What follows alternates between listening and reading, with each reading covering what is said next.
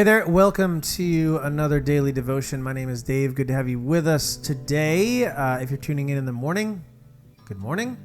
Otherwise, good afternoon or good evening. Good to have you here. We launch these every Saturday, and I try to do them at least once a week. Sometimes we miss it, but overall, it's pretty steady.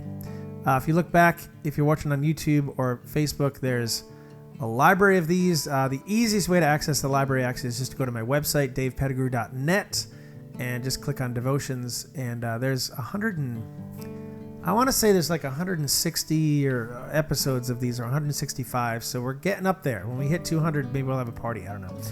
But I like to take little snippets of the Bible and just talk about them. And I'm usually walking around outside, but today time is short.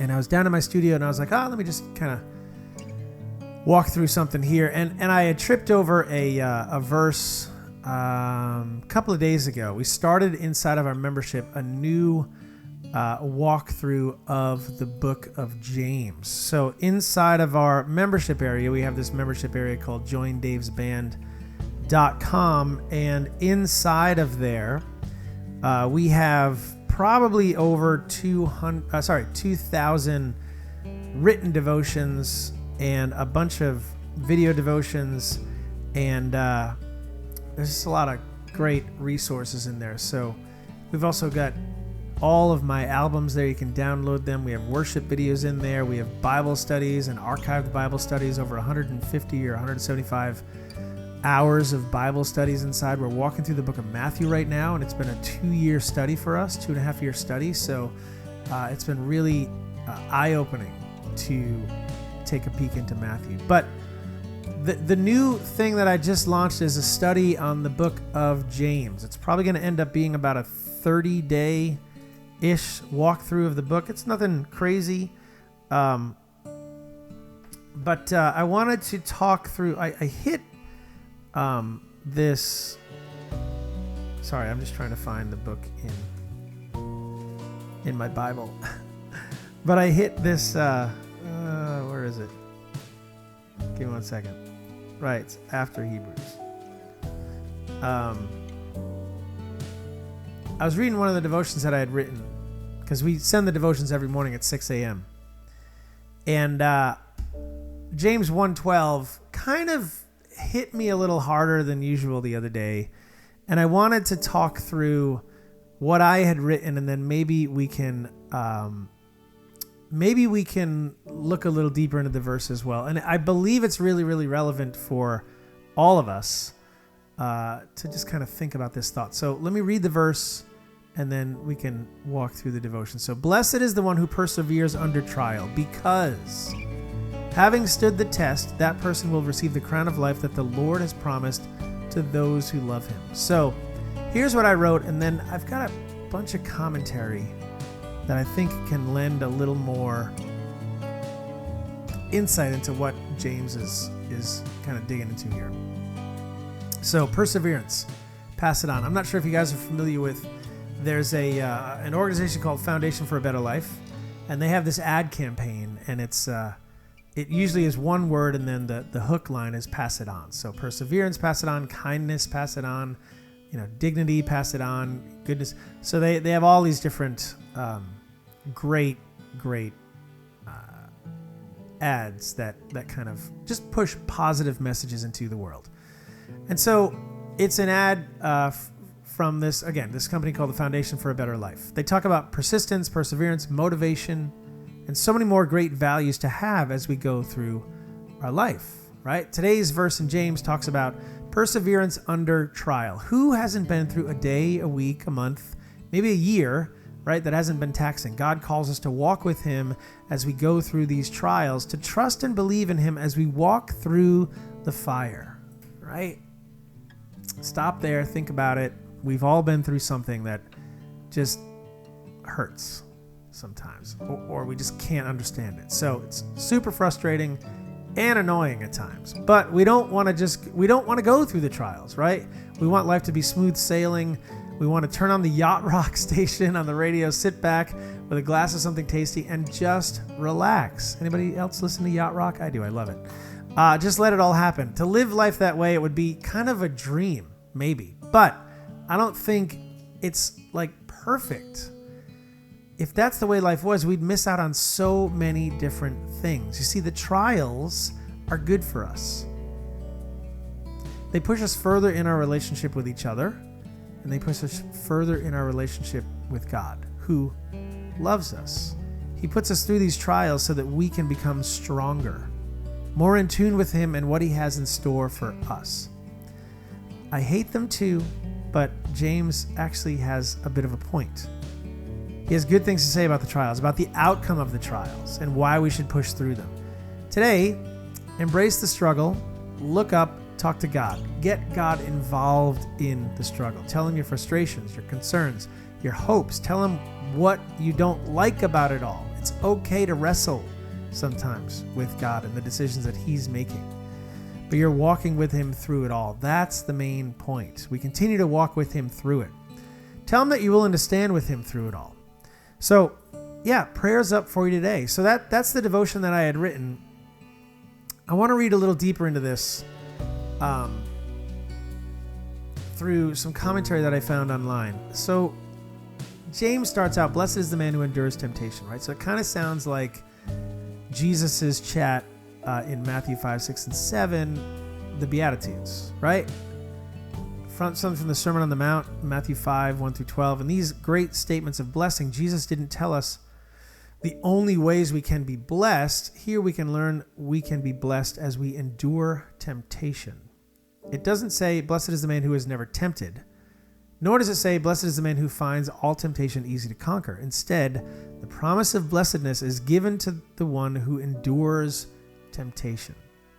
There's a special gift of blessedness from God to the one who says no to temptation, thereby saying yes to God. For when he has been approved. So, blessed is the man who endures temptation, for when he has been approved.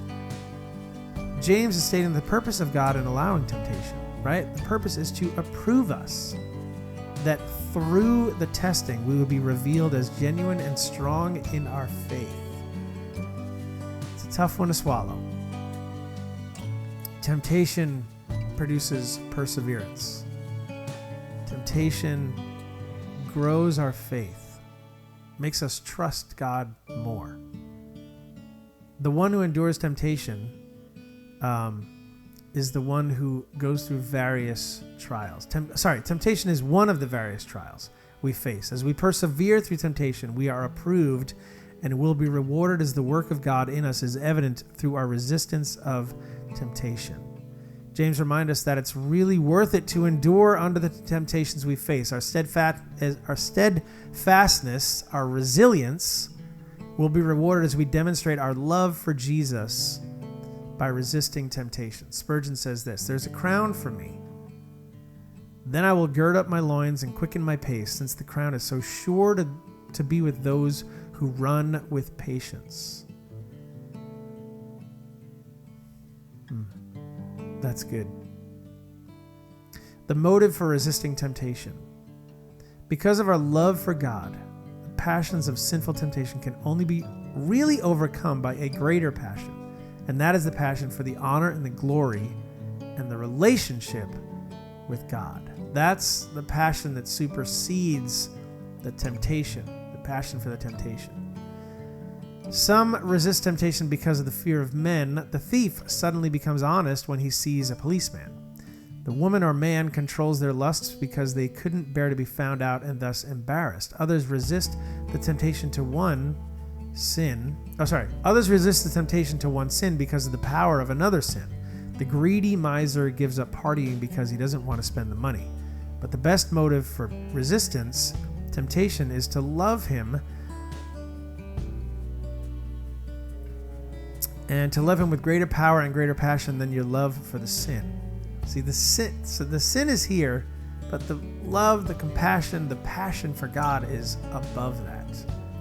Spurgeon says this, so that those who endure temptation rightly endure it because they love God. They say to themselves, how can I do this great wickedness and sin against God? They cannot fall into sin because it would grieve him who loves them so well and whom they love with all their hearts. It's an interesting take, isn't it? Like, Temptation's there. It happens. It surrounds us in this world. It is always beating on our door. And yet our resistance of the temptation is our kind of, what's the word I'm looking for? Our declaration of our love and our trust and our hope in the Father.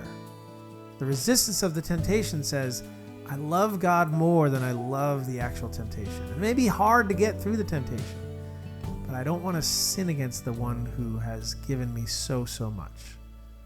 It's a really, really good way to look at it. Let me read the verse again. Blessed is the one who perseveres under trial, because having stood the test, that's the key little phrase. You have to stand through the test, right? That person will receive the crown of life that the Lord has promised to those who love him. Perseverance. Pass it on. So maybe today, take a minute and just hang in this section of James.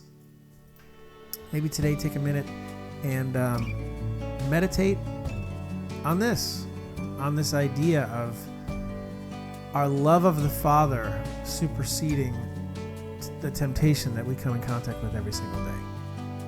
It's a really good way to look at it. Think about the trials you've been through, and when you come out of them, what lesson have you learned? Are you better for it? Do you see the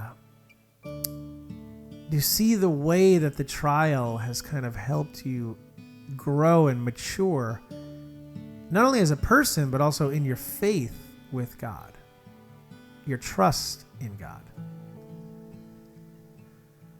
Yeah, that's not easy, is it? No, it's not. But I like the idea. I think this is very cool. Okay, I'm going to end there. Thanks for tuning in. If you want to join us, you want to become a member, head over to joindaysband.com. We have devotions like this inside of that membership area, as well as Bible studies and daily devotions that come right to your email inbox. We've got worship videos in there. You can download 16 of my albums inside of the membership area. I'm starting to post live recordings of all of my shows, so that library keeps growing every single week.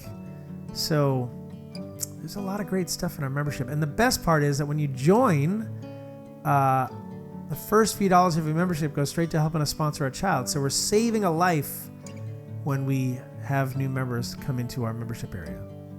Give them food, clothing, clean water, and health care. And that's a really important part of this membership. We want to see lives changed. We've sponsored 14 kids so far, so we want to see more sponsored. Okay, so head over to joindaysband.com. You can get involved there. And today, temptation. Let's beat it. Okay? Yeah. Lean into that today. All right, guys, we'll see you on the next one. Thanks for being here. Take care.